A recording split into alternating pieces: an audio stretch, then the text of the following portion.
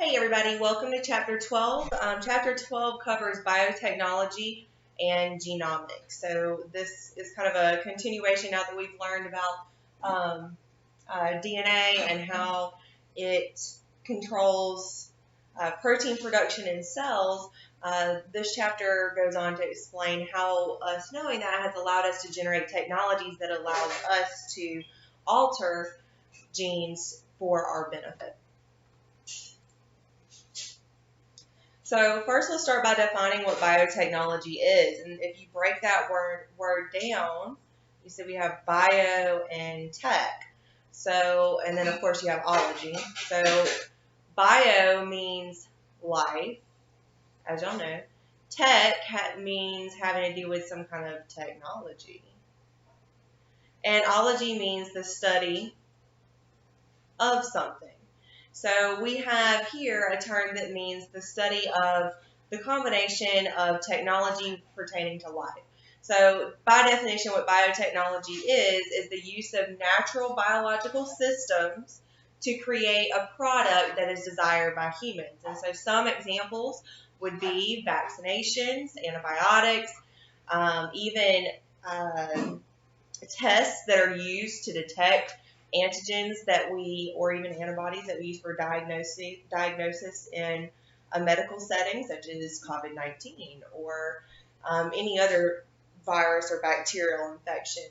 Genetically modified organisms are a biotechnology. Fermentation products, so beer, wine, cheeses, certain cheeses, yogurt. So all of those things are made via biotechnology. The treatment of oil spills has biotechnology involved in it, and you'll see how later. Even enzymes and laundry detergents are biotechnologies created by humans for the benefit of humans using natural biological systems. So to accomplish these goals of creating anything that we described above with any of those applications, biotechnologists must be able to extract, manipulate, and analyze nucleic acids. All right, and so which makes sense, right? Because nucleic acids, if you recall, is DNA and RNA. That's way back from chapter 3. Nucleic acids, two varieties, DNA and RNA. So biotech individuals, people that study biotechnology, have to be able to extract, manipulate, and analyze DNA or RNA. All right, so oftentimes biotechnology requires modifying genomes. And so now a new definition, well, I actually don't think it's new. We've discussed it briefly before, but a genome by definition is the genetic makeup of an organism. The process of editing a genome is called bioengineering. So engineers, they build stuff or they create things, edit things. A bioengineer is going to edit a genome, or they could add genes, delete genes, etc. But regardless, bioengineering results in genetically modified organisms, aka GMOs. So pretty much, I'm sure everyone in this room or in this class has heard of GMOs before. Maybe sometimes in a good light, and maybe you've heard of it in a bad light, but I hope this lecture will help elucidate some of the good side of GMOs, because I feel like a lot of times, especially if you're talking to someone who's really into being, all natural and lives that kind of lifestyle, they, don't like the idea of GMOs. But in this lecture, we'll discuss what that actually means and some products that we have gained in our society by utilizing bioengineering to get genetically modified organisms. So when we edit genes or genomes, we can delete genes from an organism. So if we delete a gene from an organism, that means it's going to result in the protein for that gene not being produced. Because remember, genes are transcribed and translated into a protein product. So if we take a gene out, then we have no protein product that will be made for that gene. It's a loss of function process because we're losing a protein, therefore we're losing the protein's function because the protein doesn't exist if we delete the gene. That's called gene knockout.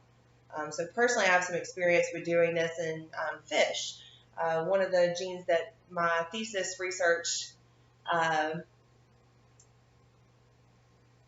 some of the projects that we did in my thesis was to knock out a gene called myosin 10 in fish and to see how that affected the development of the fish, zebrafish specifically, which is the common model organism.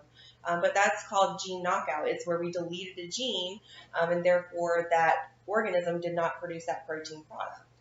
Now, we can also alter the genome by adding genes. So we can take genes from one person and add them to another person's genome. Or, same thing with fish. We can take a gene out of a fish that we like and then insert it into a fish that doesn't have it, so now that they have it. So this is a way that we can induce a cell to make protein products. So here we have a gain of function. Alternatively, gene adding doesn't necessarily have to be species specific. We can take genes from one organism and insert it into the genome of a completely separate species and get some very cool characteristics in these genetically modified organisms. A great example of that I had in my lab are not zebrafish, excuse me, they're the glowfish. So if you've been to Petco or Walmart, you've probably seen them advertised. There's those really bright, glowy looking fish. And the reason why they have that glowing characteristic is because in the parents of the fish in the tank, or somewhere in its lineage, there was a fish that had this addition of a gene that stemmed from jellyfish. And a certain species of jellyfish do something called bioluminesce. I'll write that down. If I can spell it, I'll try. Luminesce. I probably spelled that wrong. But put it in Google and it'll probably bring up a suggestion that's close. I'm 100% positive I spelled that wrong. Remember, I'm a biology teacher, not an English teacher. So anyway, jellyfish, some of them have these characteristics where they can bioluminesce, meaning they naturally light up or glow. Think of, maybe squid. You can look up bioluminescence in squids. It's really cool. Think deep, deep, deep ocean. Anglerfish. They're the ones that have that little, they're called anglerfish because they have it looks like a little fishing pole that comes out of the top of their head and dangles right here, and there's this little light in there. Anybody seen Finding Nemo? Or I think it's in Finding Nemo, not Finding Dory. But anyway, if you watch that movie, you know what I'm talking about. There's the anglerfish that tries to eat Dory and Nemo's dad. I forgot what his name was. Anyway, so Marlin, that was his name. Okay, so anyway, all of those are examples of bioluminescence. Very, very common in deep oceanic organisms relative to land organisms. So anyway, those glowfish that I was talking about, if you want to look them up, glowfish, they bioluminesce, and it's because they have a gene added into their genome that derived from bioluminescent jellyfish. And this is, of course, the gene that causes that bioluminescence. All right, so we said we can delete genes, we can add genes, and finally we can edit genes. So we can, instead of adding and deleting, we can just simply edit them. Really, really cool. This is called gene therapy if it's for utilization in human medicine. So gene therapy for some diseases are in trials at this point, such as sickle cell anemia. Sickle cell anemia, which is what I wrote, SCA, sickle cell anemia, is a single nucleotide polymorphism, or SNP. And what that means that there is a single base that is not correct. So let's say hypothetically it's the A should have been a T. That's a single nucleotide polymorphism. It's just where one base pair is messed up. It's not the right one. And that results in faulty proteins being made. Because remember, genes instruct ribosome ultimately how to make a protein. And if it's the wrong code, then we get the wrong sequence of amino acids. If we have the wrong sequence of amino acids, then we have a misshapen protein. because the sequence, the primary structure, ultimately determines shape. All right, so delete, add, or edit genes. All right, so because the genetic code is nearly universal, and what that means is that pretty much all organisms utilize the same genetic code, meaning if you have a codon, whatever codon codes for valine in a human will also code for valine in all other species. So because the genetic code is nearly universal, it's possible to transfer clone genes between virtually any organism. So how we do that is utilizing what we call recombinant DNA technology, or rDNA. So recombinant, think of it like you're recombining something. When you recombine, you're mixing it together. So what recombinant DNA is DNA that comes from two or more sources. So for example, if I have my glowfish again, that glowfish contains recombinant DNA because it contains genetic material from fish as well as jellyfish.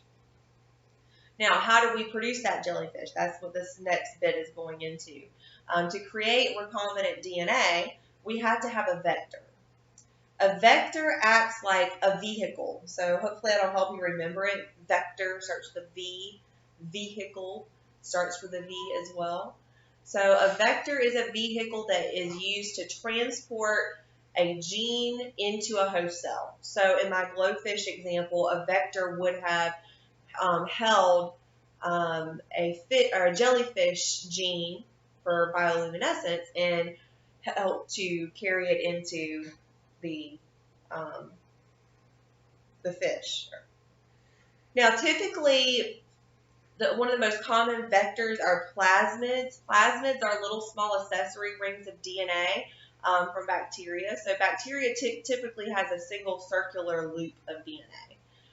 Whereas, humans, we have linear bars of DNA, 46 chromosomes, 23 pairs. Plasmids are small accessory rings of DNA, again, found in bacteria. So we can harvest these plasmids from bacteria. Then we can treat them with restriction enzymes. So you need to know what a restriction enzyme does. A restriction enzyme cleaves DNA at specific target sequences. You can think of it almost like a little molecular pair of scissors that cuts DNA at predetermined spots based on the sequence of the nucleotides present. And we'll go more into that in a moment. And then the last thing we're going to need to create rDNA is DNA ligase. The root word here, lig is you ligate something, you're going to bring it together, glue it back together. So DNA ligase is going to glue together, quote unquote, glue DNA back together. It's going to ligate the vector to the plasmid. All right, so let's go into a little bit more details on restriction enzymes. We said that they're like molecular pairs of scissors that cut DNA. They cut DNA at specific sites. And when I say specific sites, I mean particular sequences. So for example, you'll look here. This is 3 examples actually of various restriction enzymes. This one's called HEN3, PST1, EcoR5. All 3 of these cut DNA at different sites. So HEND3 is going to cut DNA. It's going to recognize the DNA when it sees A, A, G, C, T, T. And then it's going to cut between the 2 A's. Likewise, on the opposite strand, it's going to recognize A, A, G, C, T, T, just like it did before, and cut in between the 2 A's. And so you can see because the cut sites on the 2 strands of DNA are offset, we're going to have these protruding ends once they separate. And these little ends here are called sticky ends. And those are really important and critical to be able to create because those sticky ends now allow for insertion of foreign DNA that's cut with the same restriction enzymes to be ligated into a vector. So likewise, PST1, it's going to recognize the site CTGCAG. and cut between the A and the G. On the other side, it's going to recognize CTG, CAG, and cut in between the A and the G. Now, this one's a little bit different. Eco R5 is going to create what we call blunt ends. So these are less commonly utilized to create things in biotech because they don't produce those sticky ends. We call those blunt ends. So if you look at the cut sites, they're not offset, and so they create no protruding ends. All right. So one example that is very commonly used in medicine that utilizes recombinant DNA technology is human insulin. So human insulin is made by bacterial cells. Kind of strange to think about, right? It's not harvested from other humans. It's made in bacteria cells. And the way that we were able to accomplish that is to remove a human gene from their genome. You just take some of their cells and then you utilize restriction enzymes to cut out that specific gene that you want.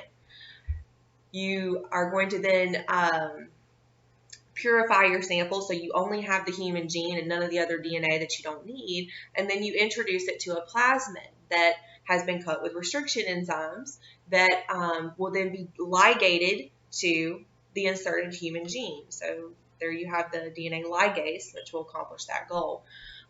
Next, the plasmid is then reintroduced to a bacterial cell.